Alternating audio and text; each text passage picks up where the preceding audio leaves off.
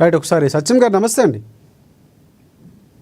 రాజశేఖర్ గారు నమస్తే అండి. ప్రధానంగా బీసీల అంశం చాలా కీలకంగా మారుతుంది. ఇందాక ముఖ్యమంత్రి గారు మాట్లాడుతూ కులగణన ఎక్కడ తప్పులు లేవని చెప్తున్నారు, కానీ ఇటువైపు బీజేపీయో లేకపోతే బీఆర్ఎస్ పార్టీ కులగణన విషయంలో కానీ చాలా తప్పులు పడుతున్నాయి.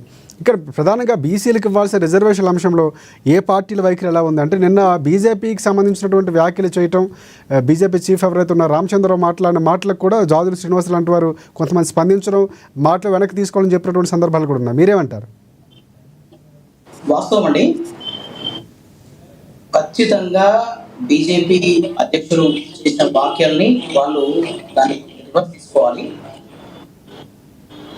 ఎందుకంటే ఈ రాష్ట్ర అసెంబ్లీలో కాంగ్రెస్ ప్రభుత్వం ప్రవేశపెట్టిన బీసీ రిజర్వేషన్ బిల్లు ఏదైతే ఉందో 2 బిల్లులను ప్రవేశపెట్టింది. దాంట్లో ఒకటి స్థానిక సంస్థల్లో రిజర్వేషన్, రెండవది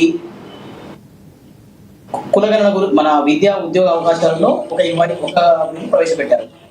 ఈ 2 రకాల బిల్లులకు కూడా తెలంగాణలో ఉన్న అన్ని రాజకీయ పార్టీలు ఏ షరతులు లేకుండా స్పష్టంగా అసెంబ్లీ తీర్మానాన్ని ఆమోదించాయి. మీకు నిజంగా బీజేపీ పార్టీకి ఏమైనా అబ్జెక్షన్ ఉన్నప్పుడు మీరు అసెంబ్లీలో మాట్లాడాల్సి ఉండే. మీరు ఈరోజు అసెంబ్లీలో అన్ని తీర్మానాలు ఓకే చేసుకొని అన్నిటికీ ఒప్పుకొని ఈరోజు ఇన్ని రోజుల తర్వాత కొత్తగా దీన్ని మేము షెడ్యూల్ 9లో చేర్చాలి, ఇవన్నీ కరెక్ట్ కాదు. ఈ సందర్భంగా మీకు ఒక విషయం చెప్పాల్సింది ఏంటంటే, స్థానిక సంస్థల రిజర్వేషన్లు అనేది రాజ్యాంగం రాష్ట్ర ప్రభుత్వాలకు ఇచ్చిన అధికారం. ఆర్టికల్ 243(d)(6) ప్రకారం రాజ్యాంగంలో స్పష్టంగా స్థానిక సంస్థల రిజర్వేషన్లు అనేవి రాష్ట్ర ప్రభుత్వం, లోకల్ ప్రభుత్వం వాళ్ళు మాత్రమే ఏర్పాటు చేసుకోవాలని చెప్పింది. దానికి రాష్ట్ర ప్రభుత్వం ఆర్డినెన్స్ తీసుకొచ్చింది.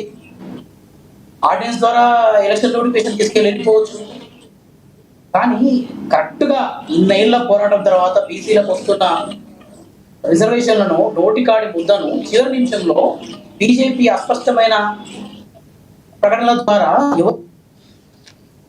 అంటే షెడ్యూల్ 9 పెట్టినా కూడా కోర్టులో చెల్లుబాటు అవుతుంది, మళ్ళీ వెనక్కి తిరిగి పంపించేస్తారని చెప్తున్నారు. షెడ్యూల్ 9కి సంబంధించి సమీక్ష అనేది షెడ్యూల్ 9లో పెట్టిన తర్వాత చేయొచ్చు, ఎప్పుడైనా పోవచ్చు రాష్ట్రాల సుప్రీంకోర్టు దగ్గరికి. కానీ స్థానిక సంస్థల రిజర్వేషన్ల పైన ఆర్డినెన్స్ ఇచ్చిన తర్వాత ఒకవేళ కోర్టుకి వెళ్తే మనం కోర్టులో స్పష్టంగా గణాంకాలు చూపించుకోవడానికి మన దగ్గర తెలంగాణలో కులగణన జరిగింది. కులగణన తర్వాత నివేదికలు బీసీ డెడికేటెడ్ కమిషన్కి ఇవ్వడం జరిగింది. తర్వాత ఆ ప్రభుత్వ డెడికేటెడ్ కమిషన్ నివేదికలను ప్రభుత్వాలు తీసుకొని ప్రభుత్వం ఆర్డినెన్స్ ఇచ్చింది. అంటే ఇక్కడ గణాంకాలు రేపు ఉన్న కోర్టుకు వెళ్ళిన తర్వాత కూడా కోర్టు ఏమని చెప్తుంది, మీరు 22% ఏ రకంగా చేశారా అని అడుగుతుంది.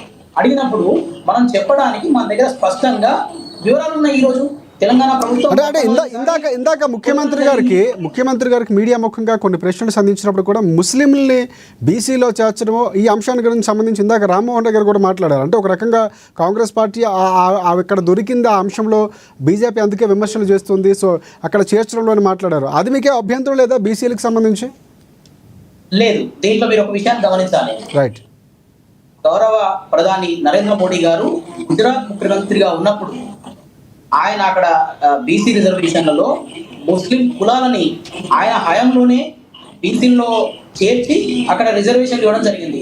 మీరు కావాలంటే ఆయన బీబీసీలో ఆయన ఇచ్చిన ఇంటర్వ్యూలో స్పష్టంగా చెప్పాడు, నేను ముస్లింల వ్యతిరేకిని కాదు, మేము నా హయాంలోనే ముస్లిం కులాలను బీసీలలో కలిపానని చెప్పాడు.